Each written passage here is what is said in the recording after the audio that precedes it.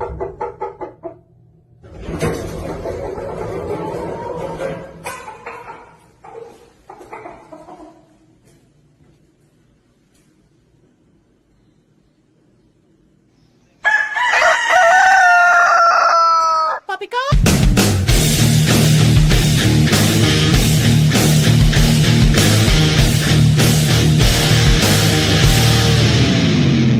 We try to navigate this world through a sea of lies. Nothing ever as it seems. Open up your eyes, 'cause when your eyes are open, the clown show will appear, breaking all the wizard spells and nothing left to fear. So gather round and lend your ears as we expose the crock. We'll introduce you to a world filled with poppycock. Yeah, poppycock, poppycock. Welcome to the Poppycock Report. Poppycock, poppycock. Welcome to a world of critical thought.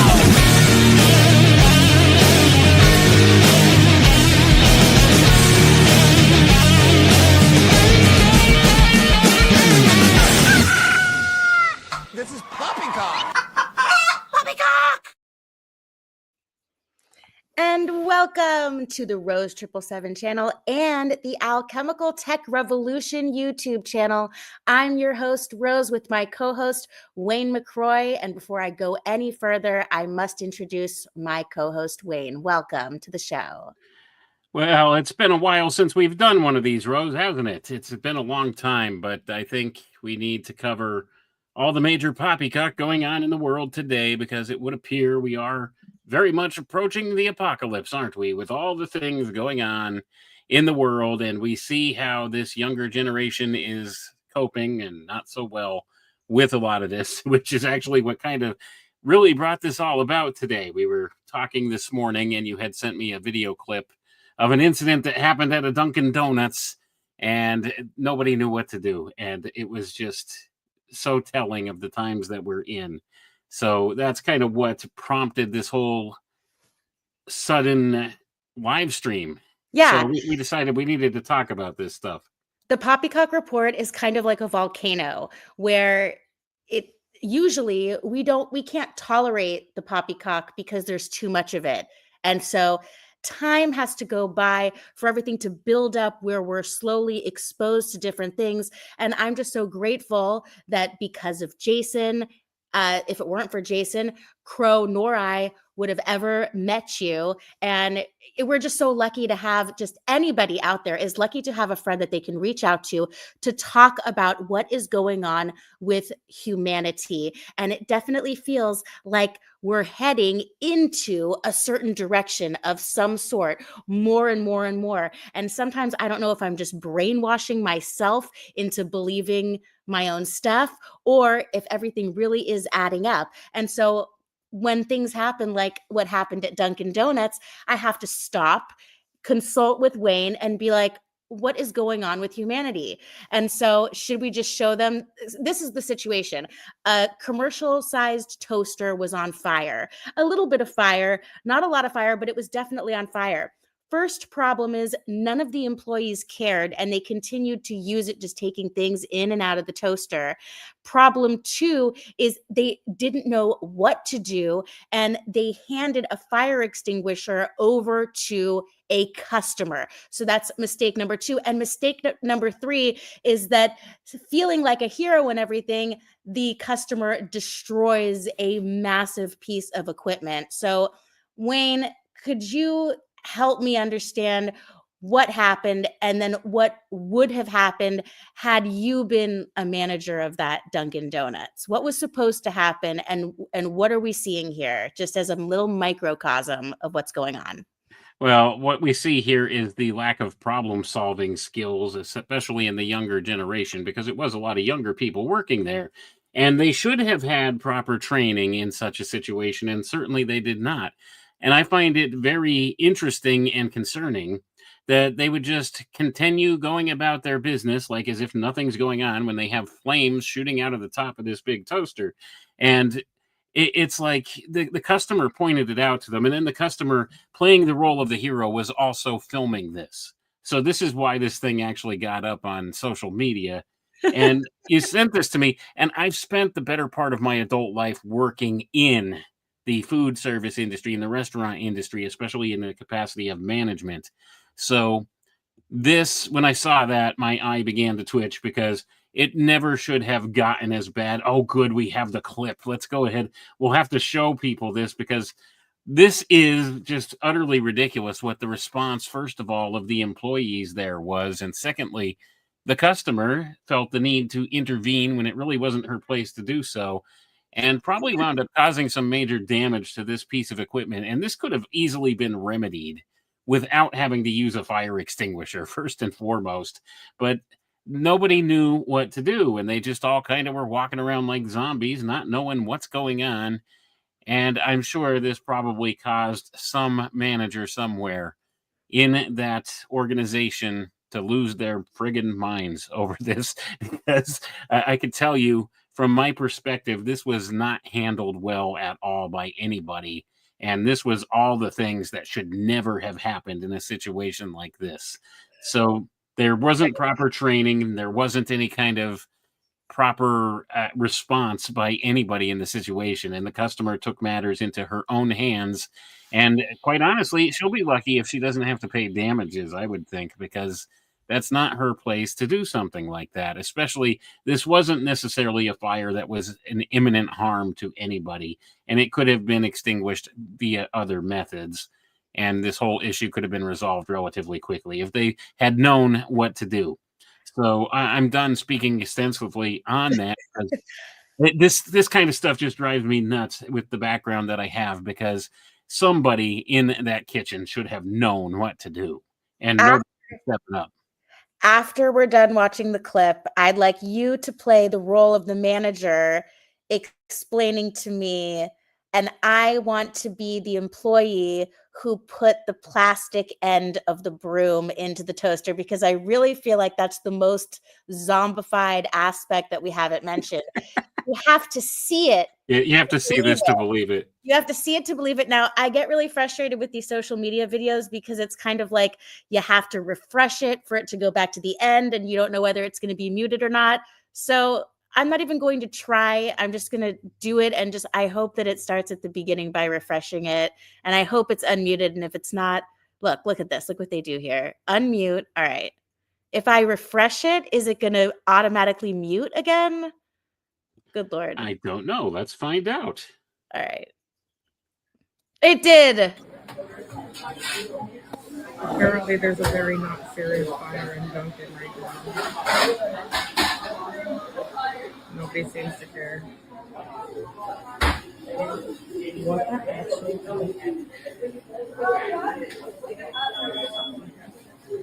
Like, one of you guys needs to do something. That's crazy.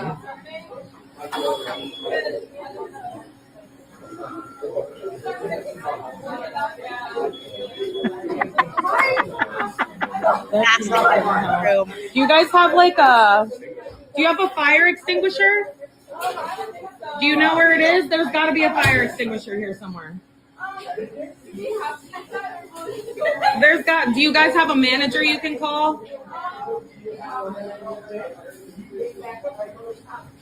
Yeah, there you go. Fire extinguisher right there. Here, you want me to help you? Hold on. Let's just put this here. So you're gonna pull. Yep. One sheet. Aim. Yep.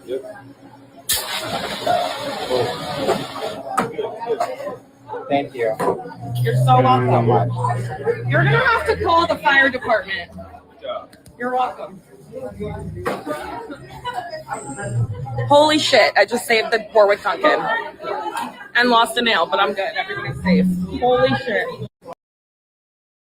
So she thinks she saved the Dunkin. Like, this kind of stuff drives me insane, because here's an old trick that probably, if I were there, would have got used and the situation would be resolved relatively quickly. Wait, hold on. You're the manager. Are you saying that I should have put the other end of the broom in the fire? No, you don't stick a broom in the toaster, like, especially if there's flames shooting out the top. But rather than it, use the fire extinguisher, and like, now that equipment is probably damaged first and foremost, and second of all, it's going to need to be thoroughly cleaned. So you're going to lose productivity, you're going to lose sales hours and stuff like that if you are running that restaurant, because now that's a piece of equipment that has to be shut down. So you're losing money on a situation. Plus, then you have to have somebody clean it. You have to probably get repairs done. And you're looking at a couple of days with some lost income potential there. And all of it could have been solved very easily. And there's an old restaurant trick that I would use. You take a handful of salt and you throw it on there, because that just looked like the feeder on the front of the toaster is where it caught fire. So what likely happened is a piece of bread or a bagel or whatever they were toasting on there got caught underneath in the little track in the groove there where the chain spins around. And that's probably what was burning. So all you had to do would be to throw some salt on that. The flames would extinguish. You turn off the feeder and you stop using the equipment for a couple minutes until you get the chain, the feeder chain, cleaned up. And it would have taken maybe 10 minutes tops to resolve that situation, and you're good to go. And that's just how I would have handled the situation, rather than swinging a broom at it. Or a fire extinguisher. or a fire extinguisher from a customer, and that's an absolute no. You don't have a customer, one of your patrons there, using the equipment, the restaurant's equipment, in any way, shape, or form, even if it is a fire extinguisher. They don't touch it. They don't belong touching it. It's a liability issue in that regard. But see, none of those people had any clue about any of this. And I think that's part and parcel. I think that's part and parcel of what we're seeing happening across the board in society right now. You find incompetence everywhere anymore, don't you? Right. But they also didn't seem worried. It just seems like apathy all around. And it's so tragic that the one person who cared was also wrong. And I noticed that the guy who found the fire extinguisher, it's almost like as he was carrying it over to her, not only was he unaware of how to operate it, but he looked grossed out as if he was carrying a baby with a dirty diaper. Like he's like, here, like, take it out of my hands before it's too late. I don't know what this thing is. Help me. Yeah. Like simple things like that.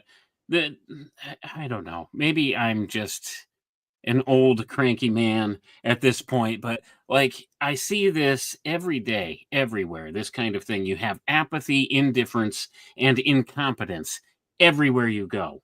And it's not just places like a Dunkin' Donuts. It's everywhere. You find it in the supermarket. You find it at the doctor's office. That's the one that drives me the most nuts. The whole medical system is like this as well. The left hand doesn't know what the right hand's doing. Nobody can give you answers to anything. Nobody knows. Nobody seems to know what they're doing anymore. And all of this has come about since the whole COVID scam they've unleashed on society. Yep. That's what I've noticed. That was the turning point. And since then was when I call it my personal glitch in the matrix, where this happened twice to Jason and I in a row. I'm sure I've mentioned it before, but I'll say it again, which is I wanted to bring my own tea, my own herbal tea that didn't have caffeine and all the pretty flowers from all of our truther friends. I wanted to bring it to where we were going. And so I thought it shouldn't be too much trouble to ask for some hot water. Okay. It's like, we know they have it because they have their own regular tea. So they just have to bring it to me in a mug without their tea, and I'm going to use my tea. And for some reason, twice in a row, they brought me the hot water in one of those soda plastic cups that doesn't have a handle, and almost burning themselves in the process of handing it to me, and it was untouchable. And so after it happened the second time, I just couldn't believe it. It was like a sign from God that the end was near. And then that's how Jason learned, could we have hot water in a coffee mug? But I was so horrified by the situation that I don't even want to have my own tea in a restaurant anymore. I don't even want to go to a restaurant anymore. I don't want to be around these people. And that's that. Common sense is out the window. Like I said, this is becoming a major problem everywhere. I've noticed it more and more, and it's been getting worse and worse lately. And it's all been since the whole COVID thing, ever since all the shutdowns and all the stupid nonsense that they pulled. And it's like nobody cares. Nobody wants to do the job anymore. They're just kind of there to spend the time. They pretend to work, and the employer pretends to pay them. And this is kind of the attitude that's come across with everything. So you have this indifference, and you have this apathy, and you also have incompetence, because of many of these companies aren't bothering to properly train people anymore, or they have a problem with actually keeping employees, so their turnover rates are so high they don't properly train anybody to begin with, because nobody there knows what they're doing anyway. So they just kind of try to muddle along and do their best, and the whole thing feeds itself. And this is what it looks like. That is a perfect example, that video there, of what happens when, first of all, you take away and de-incentivize people's ability to work.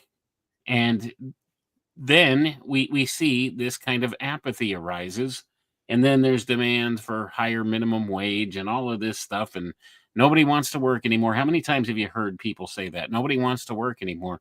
And it is kind of true. Nobody really wants to go and do their job. And if they are doing their job, they're only halfway paying attention. And that's the other side of this too. Most of them are probably too busy enthralled in their cell phone to really pay attention to what's going on around them. And you encounter that everywhere too. So it's like they're engrossed in their screen time. Their mind is everywhere but on the job there. They're not properly trained, and they don't care. They don't know. They don't care. And they don't have proper training, so they don't do the job the right way. And nobody answers for it. And that's a lot of the problem as well. Who do you hold responsible? There's no responsible parties anymore. Where was the manager in that situation? Or where was the shift lead or the supervisor? There should have been somebody with some authority there. And apparently there was not. Yeah. So a customer stepped in, and that's a big no-no, because you're talking, that's a major liability issue for the company. What if she had hurt herself with that fire extinguisher? Think about that. I know it sounds stupid because how would you hurt yourself with a fire extinguisher? You'd be surprised. I've encountered some stupid people in my days working in the hospitality industry, and man, some of the things they come up with and some of the things that happen. She could have dropped it on her toe. She could have released it onto herself, like in the wrong direction. Like, could have shot herself in the face with it and become Yeah. blind. All kinds of things could happen. So Yeah. that's a big no-no. So I'm kind of thinking, if common sense and logic still stands, and the person that owns that business really cares about that business, I'm guessing somebody probably lost their job over that. I don't know. That's if that still holds, but if they didn't, that's even more concerning. Well, it really seems like nobody is working anywhere long enough so that proper training could be provided. It's like the turnover rate is so much that people are really just going to work to go through some kind of motions to stay within the system of maybe unemployment, or maybe just putting on a show when really they have other means of aid. And it just seems like we're slowly ramping up to people being in such a state of desperation and dependency that they're welcoming a sort of UBI, universal basic income situation, where everything is automated. And that's why, all different kinds of robot things are being romanticized, and everyone's talking about how things could be used for good, but nobody's thinking about how the people in control of this technology have an end game. So I don't know if I mentioned this to you. I'm so sorry if I forgot, but I streamed the very first episode of Crow 777 Radio on his channel today, episode 109. Believe it or not, it was streamable. I know for a fact that 125 isn't, but it was still totally relevant. It just seemed a tiny bit outdated with the conversation about D-Wave and quantum computing. But other than that, everything was so relevant today, except the fact that you've just proven your point over time.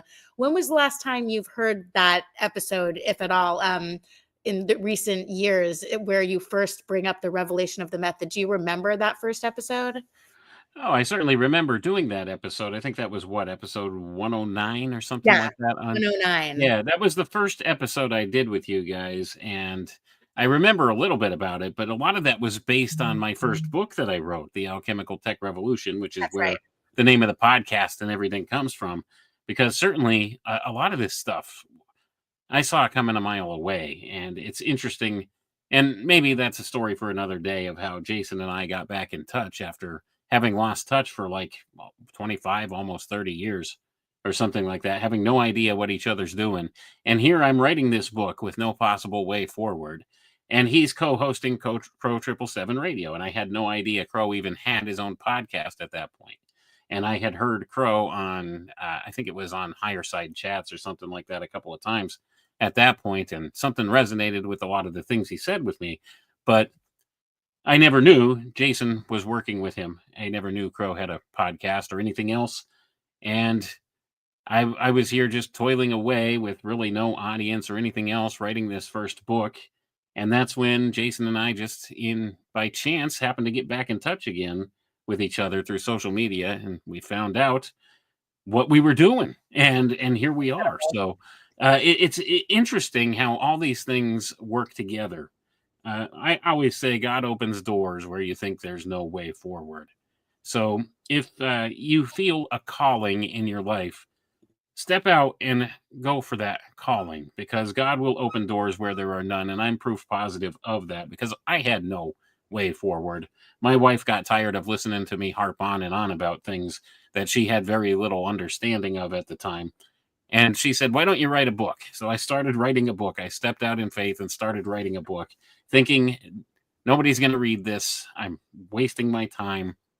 And this is how doors open for people. If you're called according to your purpose, the way will be made for you. So seek after that purpose. If you have a calling, go for it.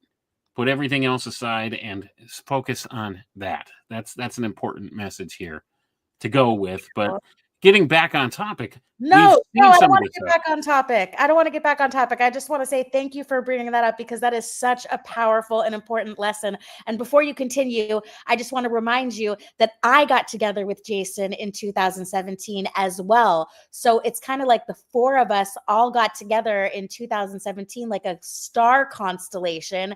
And I have wondered this in the past. I hope you don't forget your point before, but I need to say that I have wondered, if you hadn't been Jason's best friend in the past and reunited, or if I hadn't gotten together with Jason, I still feel like we probably would have met Crow in some way. And I know that's a really weird thing to say, but I have no apologies whatsoever. Because of the way things have unfolded and how crazy everything is, I know that there must be some rhyme or reason to why we are doing this, and the fact that we came together at a time when we helped each other so much to succeed. Not like we're, coast to coast AM or anything, but I'm definitely not complaining about how things have unfolded. And I am here with you tonight, Wayne, because I want to discuss the fact that it really does seem like this endgame situation is spiritual. So go ahead. Sorry for imposing so much. Oh, no, you're not imposing anything, but certainly, like, this is the thing. It's amazing how these synchronicities all fall into place, and everything did kind of emerge in 2017, especially like for me. That's when I was doing the bulk of the writing of the book, and that is the year that I just so happened to get back in touch with Jason through an accident, through a mutual friend that was commenting on something Jason had written about social engineering, and didn't know what he was talking about, but I did. And I spoke up. I know exactly what he's talking about. I posted on the comment, and Jason reached back out to me because he realized that I knew what he was talking about. Right. And we had just so much resonated on that level. And that's the thing, we were always close, but we lost touch when Jason graduated high school. He's 2 years older than me. We just kind of lost touch after that and went about our lives, not knowing what each other's doing. And it's amazing how these synchronicities fall in place. And I do think that it was destined all to happen, where it all fell together at that time, because that's the time that it was needed. And now here we are, and we're seeing a lot of the things we've been talking about for years now coming to fruition before our eyes. And I find the social engineering that's happened to be some of the more concerning aspects of this, because you look at what they've done to society. You look at how they've taken away that spark of life from people, that flame from within people, that that ambition. The ambition's not there anymore for a lot of people. They're beat down. And you were 100% spot on when you were talking about universal basic income. That's what this is designed to do. And we're seeing the emergence of AI, and they're openly talking about how all these jobs are going to go away now. And that the only jobs that are really going to matter, where they're going to need humans, are things like creators, writers, content producers. They're going to need doctors and people in the medical field, and computer programmers and coders and stuff like that. So those are the only three major jobs that they're saying are still going to be around in the next couple of years. So all these people that are out there wasting thousands upon thousands of dollars in college right now, taking up things like, oh, I don't know, gender studies and all these other worthless majors. And not only that, but majors in things that are actually practical too. A lot of those jobs are going away. So you're sinking a lot of money into something that's not going to benefit you. And it's just going to get you bought into the system, and you're going to find yourself toiling and just spinning your wheels and not getting anywhere. So this is the thing. My kids, none of them seem interested in going to college, and I'm not pushing them because honestly, I don't think it's going to help unless they intend to be a doctor or some such thing like that. And that's the whole point here. They're trying to do away with a lot of the human condition, because let's face it, a lot of our culture and the value we find in ourselves is based upon what we do for work. And it's sad that it's gotten that way, that that's how you are kind of measured in your value, at least by those that are the bookkeepers that track your straw man identity and your birth certificate valuation and stuff like that. But that's how they judge you and view you, is by the work that you do, that you're capable of. So with that being the case, that's all going away. And now people are going to have to find new ways to spend their time. And that's the ones that they don't decide to call. So that's the other part of this too. It's all about the depopulation program as well. And we're seeing a lot of that coming to fruition before our eyes. And I would totally love to have been wrong about all of this stuff, but here we are. And what else do you say about it? But I see this stuff happening in places like that Dunkin' Donuts video. That's all part and parcel of the social engineering that's happened. They've tried to engineer human beings now into being incompetent and indifferent, and they're succeeding at it. And this gives perfect justification for them to replace those people with a machine. And that's what the intention is, because it will save the company money, the owner money, in the long term. And then what happens? Then what happens to these people? And that's the other thing we have to be concerned with, because they don't have room in their new world order for those of us that they consider to be the profane. So that's all a lot to really take in. And we were talking about this stuff many years ago now, and we're seeing it happen. And I think it's come about a little bit more quickly than what we anticipated. And I think the big threat right now is artificial intelligence at this point. Well, back in the day before 2020, I was like, okay, well, slowly over time, we're going to see a lot more mentally disabled and physically disabled, chronically ill patients. That was the logical direction I was seeing on a financial level, because we could already see that it was a for-profit system.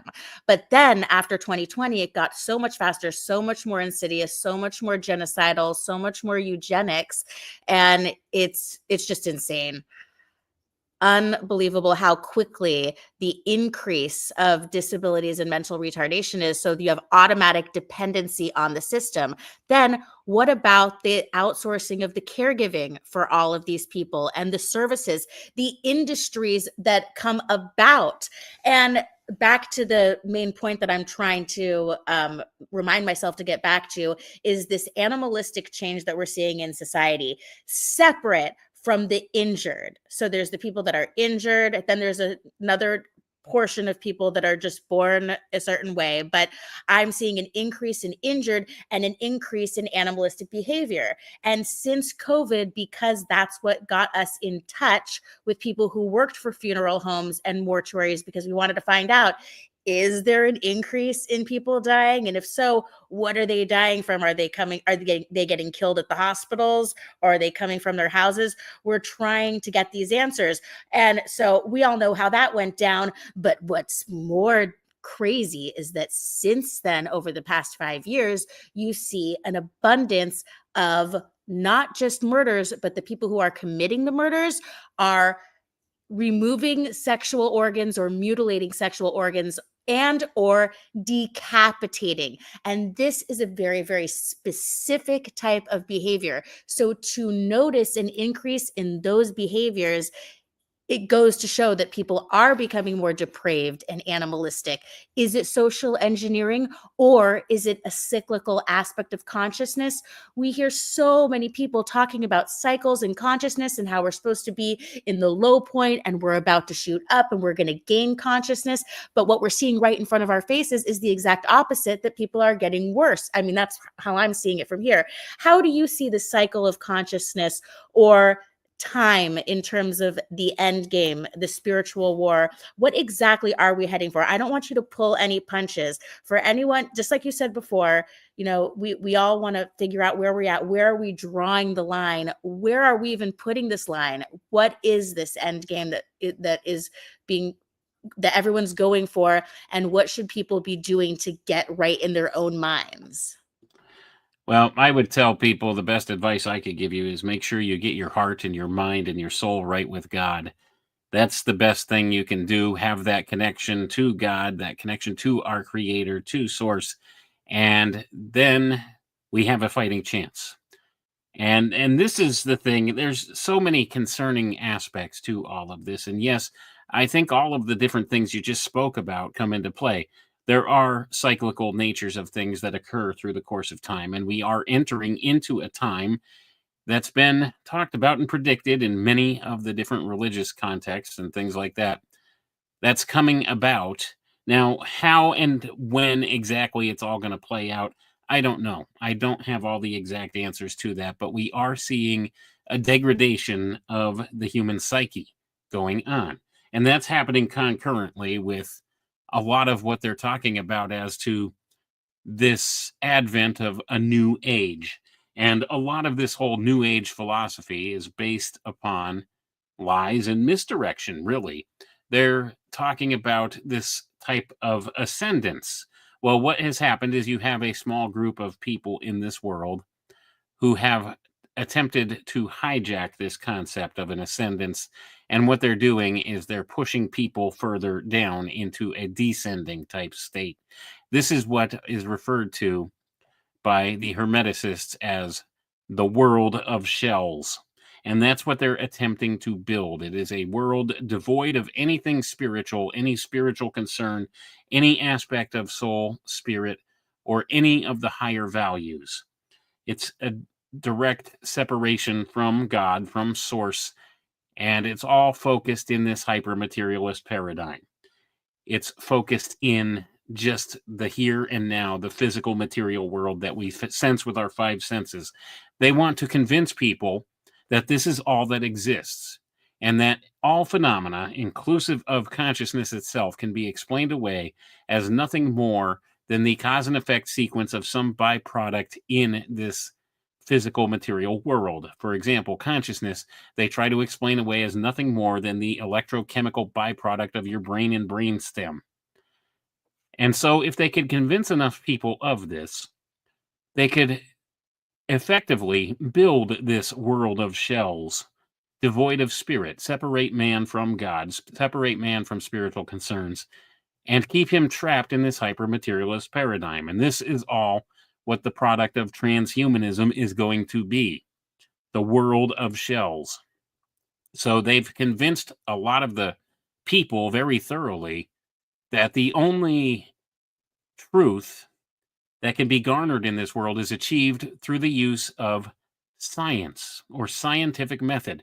Now, scientific method in and of itself isn't a bad thing.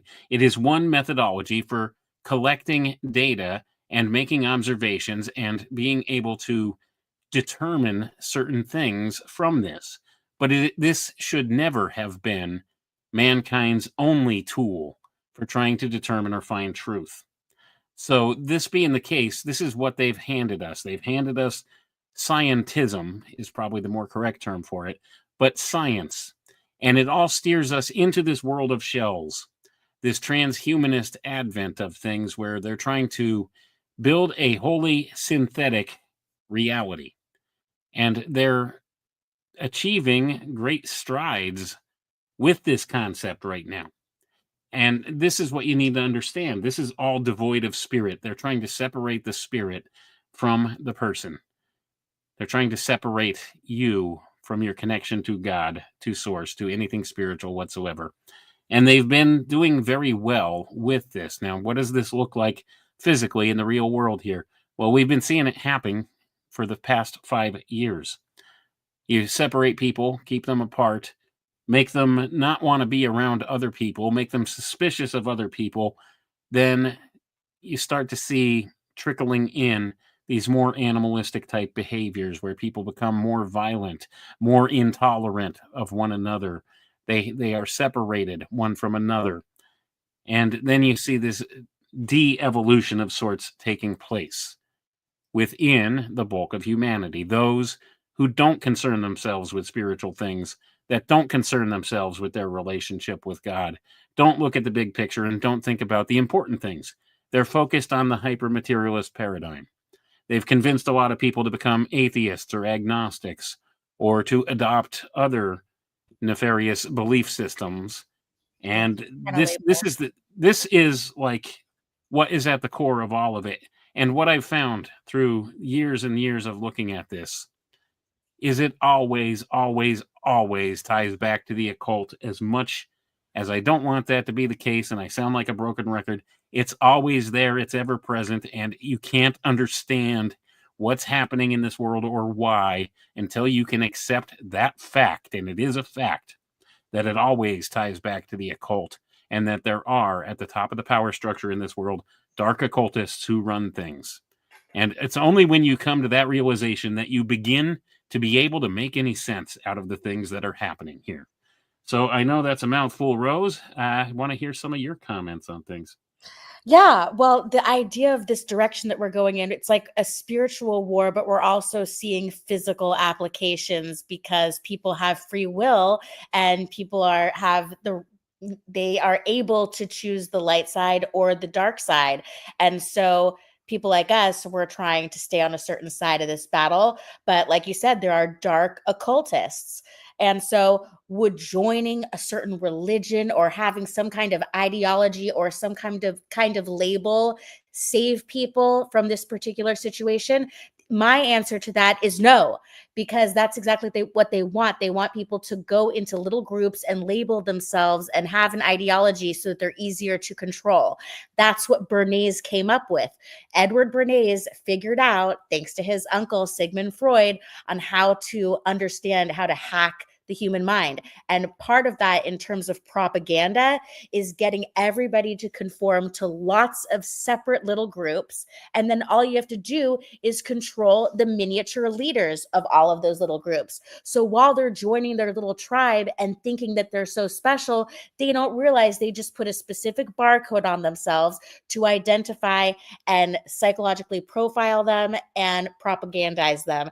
And I know a lot of people might hear that and be like, yeah, that sounds good, but maybe it's not so planned and controlled. But I think it's more controlled than anyone could possibly imagine. Just like a toddler thinks that they are making the decision when the parent says, are you going to take a bath in the morning or are you going to take a bath at night? And they think, oh, wow, I have this choice, when the parent just wants to make sure that they bath every 24 hours. Right. And well, here's the thing. Who's really calling the shots with all of this stuff? Like, who are these people that are running things here? Now, I would argue that there has to be some beyond human intelligence that steers and guides and directs this in one way, shape, or form or another. And that seems to be the context that I take it looking at this. There are some dark forces involved with this, whatever you want to call them, spiritual entities, forces, powers, any application you want to put to it, intelligences that guide and direct these things and steer some of these dark occultists who run things at the top of the power structure in certain directions and make things happen. And this all goes back to a concept I've been trying to really come up with a systemization for that I call synchromystic metadata, because you see this everywhere out there in the zeitgeist. I'll call it the zeitgeist. That's the spirit of the time. That's what that German word means, spirit of the time. And there is a spiritual component to it. But this is essentially what you would call the Akashic record, the information field, the quantum information field, genetic memory, epigenetic memory. Everybody agrees that this field exists, but they don't agree on what to call it. So it's an information field, and some of these little disparate bits of information wind up in that information field. Now, this is what I call synchromystic metadata. And what this looks like is it's a type of a slow trickle to affect human consciousness in a way towards certain actions, responses, or events that are upcoming. So you begin to recognize some of these dots, and you could put it together and maybe make some predictions based on this. And I've done an awful lot of work on this. And I actually have started a secondary podcast called Synchromystic with my friend Richard Willett, who has really picked up on a lot of the work that I've laid down.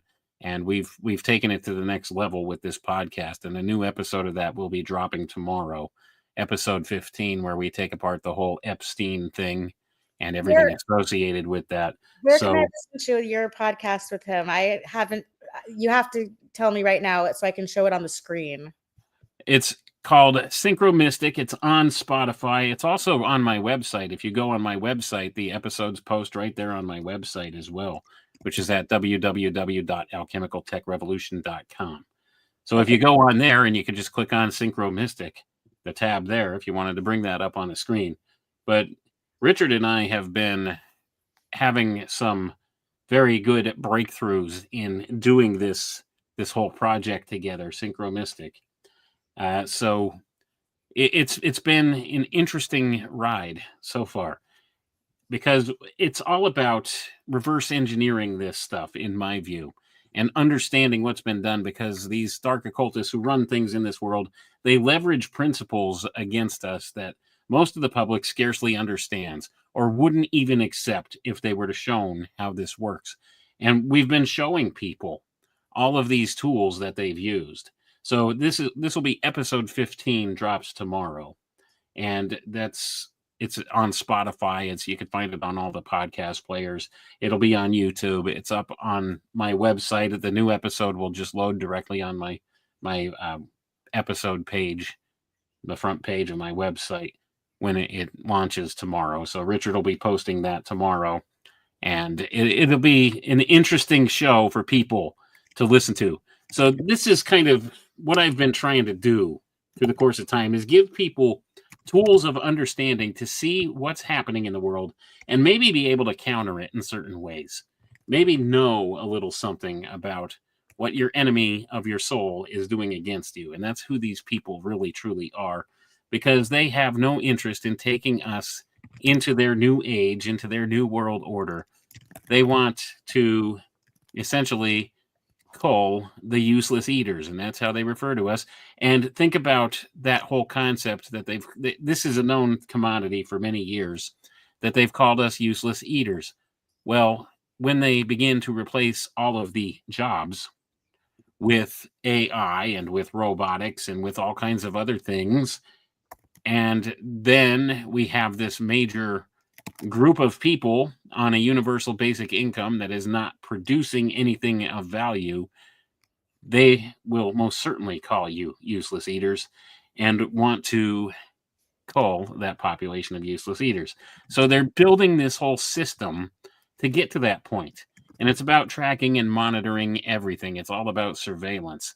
We are in the age of surveillance capitalism, and we're slowly stepping into, I shouldn't say slowly, quickly, rapidly stepping into the entire panopticon control grid. The beast system is being built around us right now as we speak, and that's what this is referring to. But they use occult principles and leverage occult principles against us.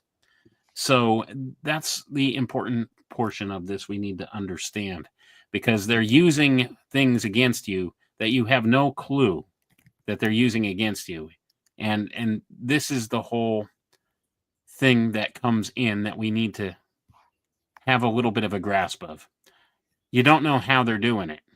Well, we do know. We've been able to reverse engineer how some of what they're doing is being leveraged against us. So I'm trying to give people tools so that they could see it and maybe neutralize it and not be as affected by it or counter it in certain ways.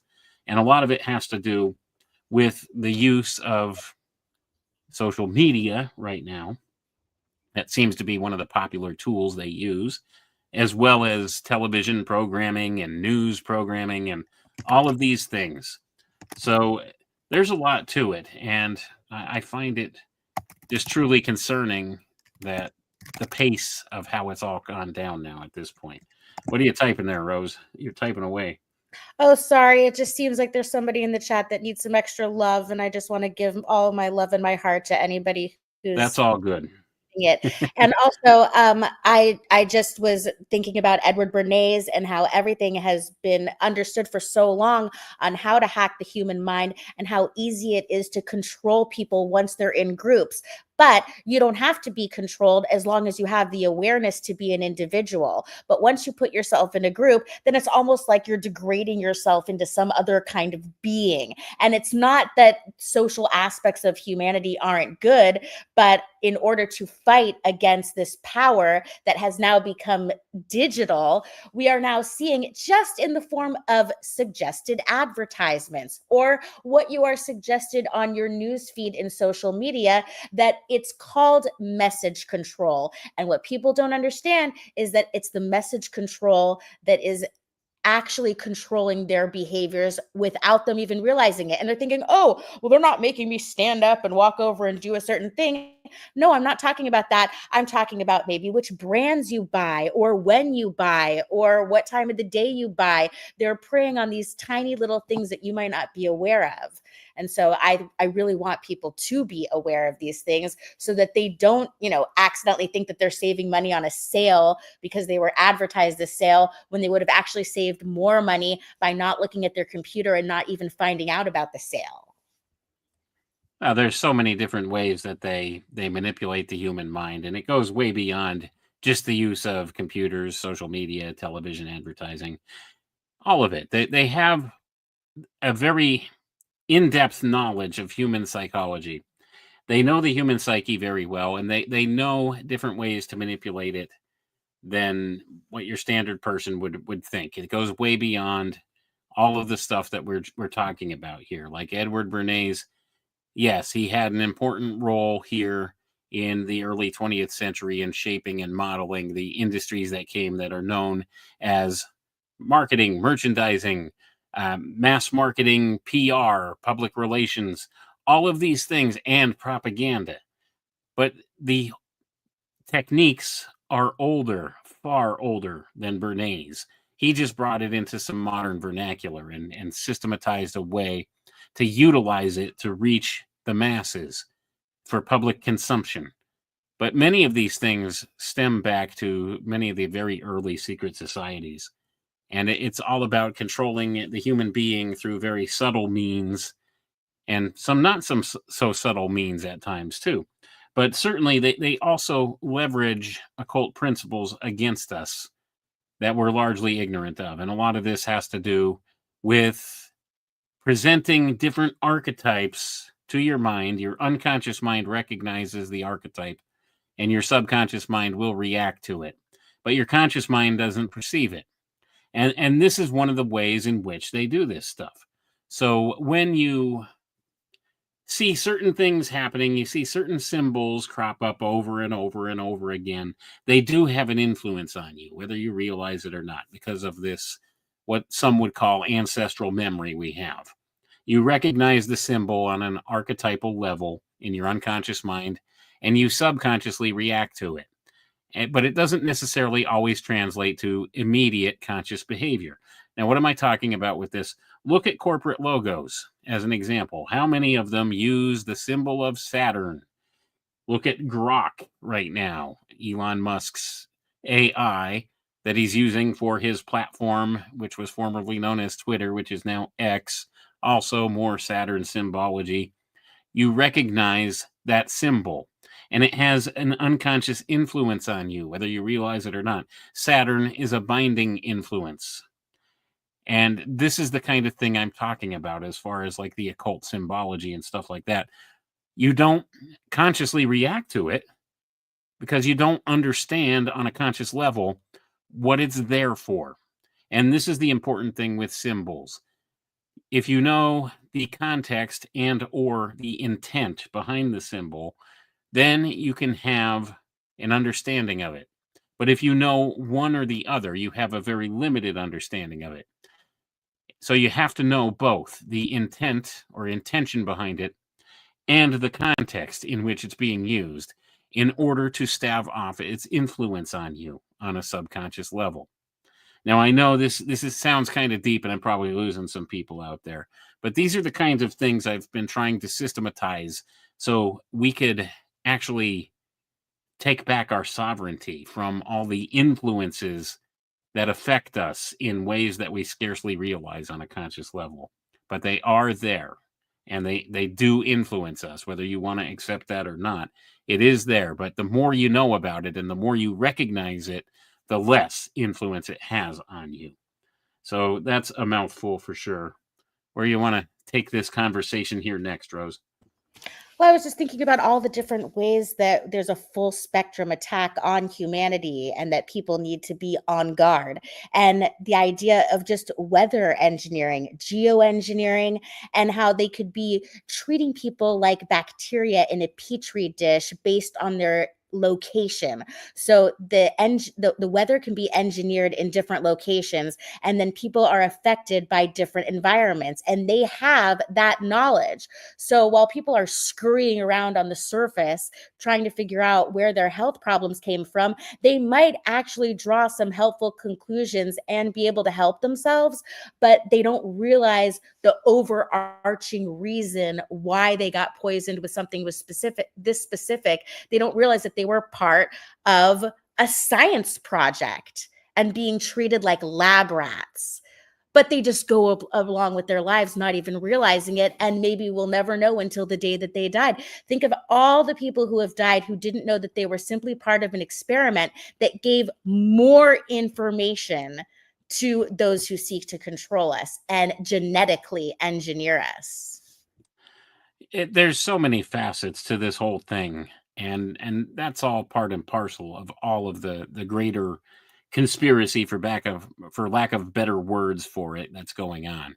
It's all about controlling every living being in this world from cradle to grave, and it's all about tying us into this synthetic system that they're building. And at some point, they do fully intend to depopulate because they can't have massive numbers of people. It's a lot harder to control massive numbers of people than it is a smaller number of people. So therefore, that has always been in their planning phases of things. And they've talked about this stuff ad nauseum, and we've covered a lot of this in some prior shows. When you go back, you find this whole depopulation thing ties back to a guy named Malthus. Back in 1798, he wrote a paper talking about scarcity. And what it really is it's an artificially imposed scarcity, because he talks about how when the population grows, the resources dwindle because the population grows exponentially, but the resources are only grow in a linear fashion. So when the population exceeds the use of the resources, then there are certain things that naturally occur and depopulation begins to occur. And he also came up with the idea of control measures for population, some of which he calls positive controls on population, which involve things like, war and genocide and abortion and euthanasia and all of these things. And this has all been adopted by by these sick death cult people that have really taken charge in this world. And these are the kinds of things they espouse. That's where eugenics comes from. That's where all of these ideologies come from, because eventually what they want to do is they do want to depopulate, especially once they get to that phase, and we're very close, where transhumanism becomes more of a feasible reality, or post-humanism. Because if they believe, this is what they believe that through man's intellect, he can overcome all disease, inclusive of death. And if that's the case, you can't have all these people on this finite world. And therefore, it would be in their best interest to get rid of a massive portion of the population. Transhumanism is a lie born in the pits of hell, and it is intended only for a select few of these elitists. That's what they intend to do with these technologies that they're developing, and they're giving these promises to the people that this transhumanist advent of things will be a very good thing, and it will be helpful to people. It will cure people of all kinds of ailments. They'll try to sell it to you as a good thing. And yes, many of the technologies and stuff that can be developed can be used for good, but that's not what their intention is. They have no intention of taking us into their new age. Those of us that they would call the profane. If you're not in the big club, those advances and those technologies and all of those wonderful things are not intended for you. It is for them. It is for the 1%ers, the elites, the ones that consider themselves the elites of this world. And they will use these same tools to cull the population. And that's what transhumanism really is. In their own words, they call it eugenics without coercion. And this is all part and parcel of the same thing. And all of these ideologies were birthed way back in the ancient mystery schools and come from the secret society groups and their secret doctrine they've carried forward through the years. And right now we're at a precipice in the timeline where we're on the cusp of having the ability to have these technologies in place. So they see this as their ultimate opportunity. They see the fulfillment of their great work in their grasp through the use of these technologies they're developing to turn man into the next phase of human evolution, self-guided evolution, through the transhumanist notion of things, through this singularity event that they are planning and they've predicted will come about by the year 2049. That seems to be the popular year wherein Kurzweil and others predicted the singularity would take place. And some are saying it may come quicker. Some are saying that it may take a little longer. It's hard to tell where we are in the actual timeline of things with their plans, because I think they messed up with some of the things they've tried to pull off, and they're getting more pushback than they expected. So I don't know. I don't have all the answers as to what the future looks like, but certainly these things are on my radar, and they should be on everybody's radar. You need to look at this stuff and understand that they're going to try to sell you into this transhumanist future, and it's all a lie. And that's the major problem we have. Even though some of the technologies and stuff that could be developed could be good, the people steering and directing the development of these technologies have bad intentions for us, and that's the problem. And I'll shut up now and let you talk, Rose. Well, I was just thinking about the electromagnetic frequency anomaly that have been picked up by scientists who are banned from academia, and wondering if there's a connection between the impact of that electromagnetic frequency increasing on human consciousness and people with all the information that has been data collected know that the increase in animalistic behavior is evidence that the electromagnetic frequency is also increasing. So they're seeing it happen. And that is another reason why the population, in their view, should be culled, because in their view, they're trying to, put the power into their own hands to influence the future for this species. And so after this so-called culling would occur, would then be the humans that are left would have to decide, are they going to go into this UBI kind of digital slavery, or are they going to try to live in this off-grid separate lifestyle? And when I say that, I I guess I'm not really envisioning it like two separate places, but more intermixed in just how people are living their lives and what they're consenting to, what they're paying attention to. You know what I mean? Does that make sense? Like the breakaway society doesn't have to be in two separate locations. It's just what you've decided, what are you going to participate in? So it's not like it doesn't have to be segregated, but I don't know, Wayne, we're getting to an hour. How do you feel about the idea of like there's going to be two different kinds of people and maybe they need to segregate? Maybe the robot people aren't going to be able to coexist with the quote unquote real humans. I don't know if I'm going to spark you into another hour-long presentation with that question, but what do you have to say about that? I'll try to keep it brief, but yeah. Basically, you're trying to bait me into another hour-long monologue. Sorry. I've talked about this stuff extensively in the past on a lot of different episodes of my podcast and everything. But essentially, what I see happening, and I think a lot of this has to do with the hubris of these elitists who think they're going to control this process and be able to achieve this transhumanist singularity and arrive on the other side in the post-human era and be the new gods of this place. That's what it's about. They want to be God. That's what it is in no uncertain terms. And they think they could do so by using man's intellect and his technology to do so, by merging with the technology, merging with the artificial intelligence, that they could become gods on the other side of the coming cataclysms, which will inevitably happen according to the natural cycles of time, combined with the destructive nature of the degradation of the human psyche. Now, here's the problem I have with that, because this is where they're being very hubristic.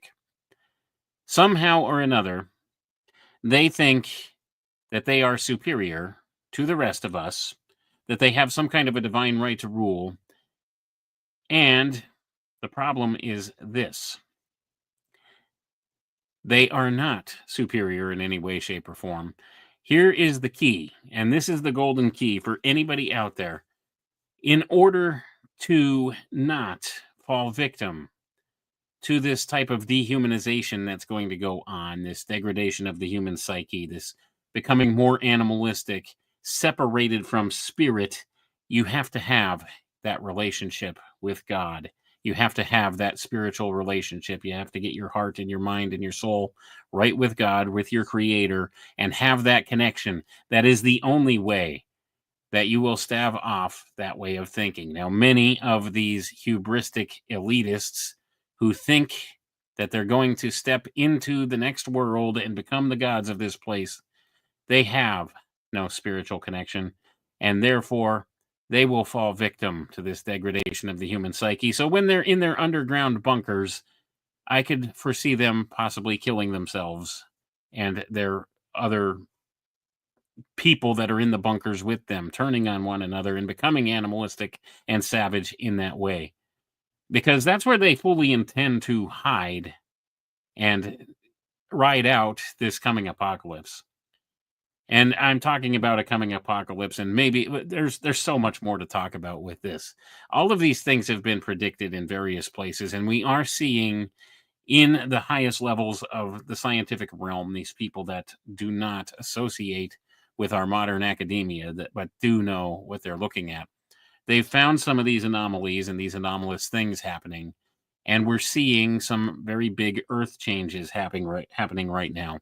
Well, the elitists of this world and the military-industrial complex, they have been spending the better part of the last 50-plus years building deep underground military bases and bunkers.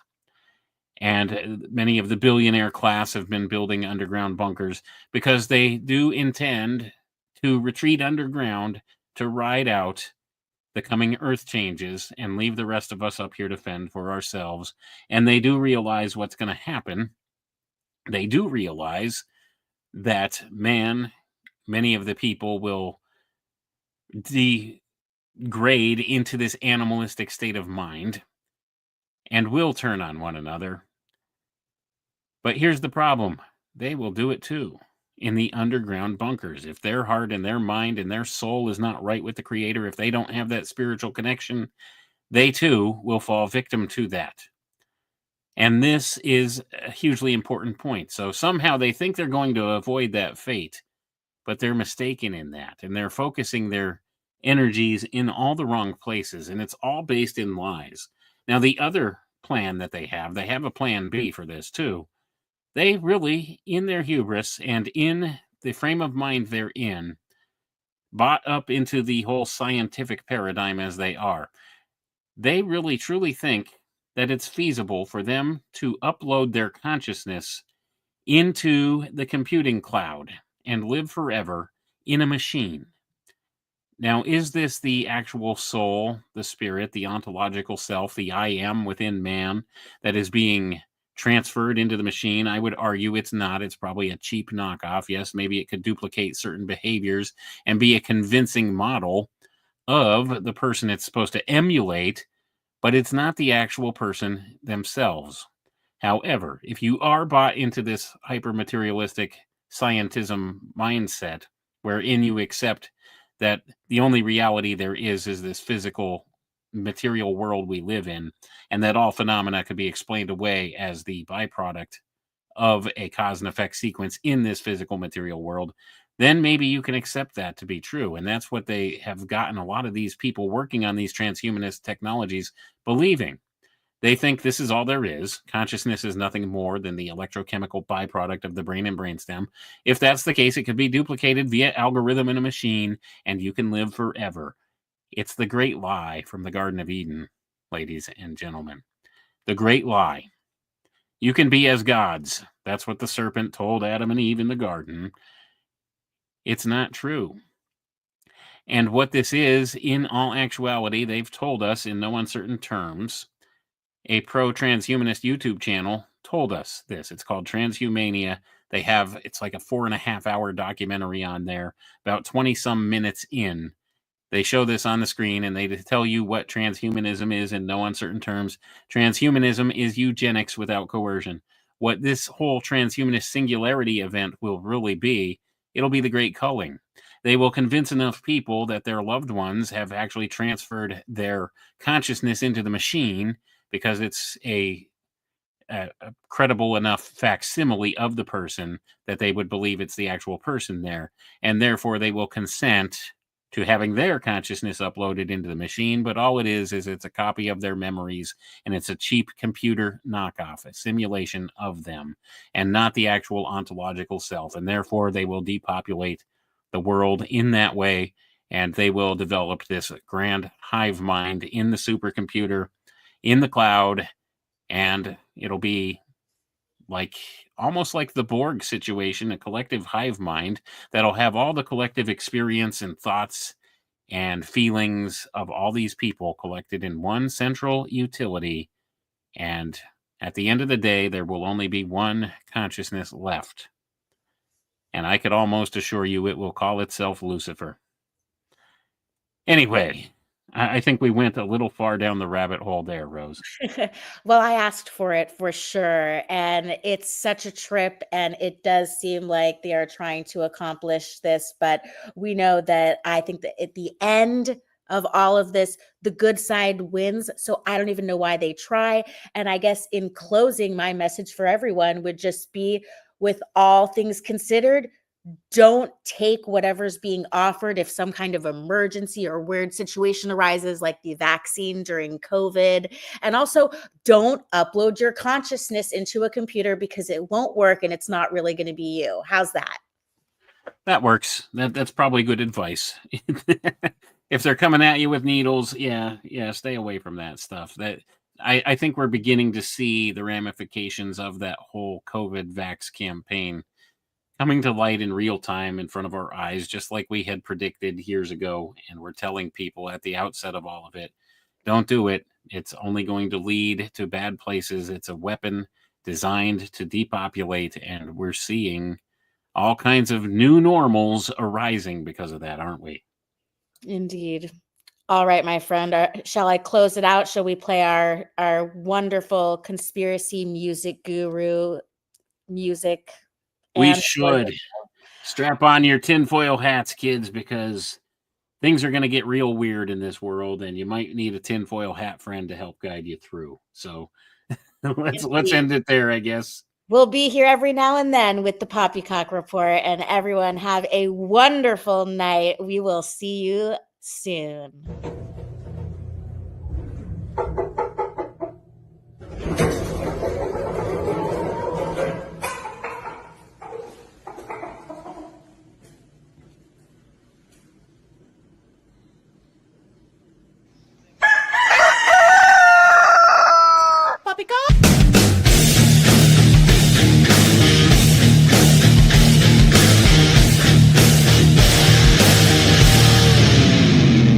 We try to navigate this world through a sea of lies. Nothing ever as it seems. Open up your eyes, 'cause when your eyes are open, the clown show will appear.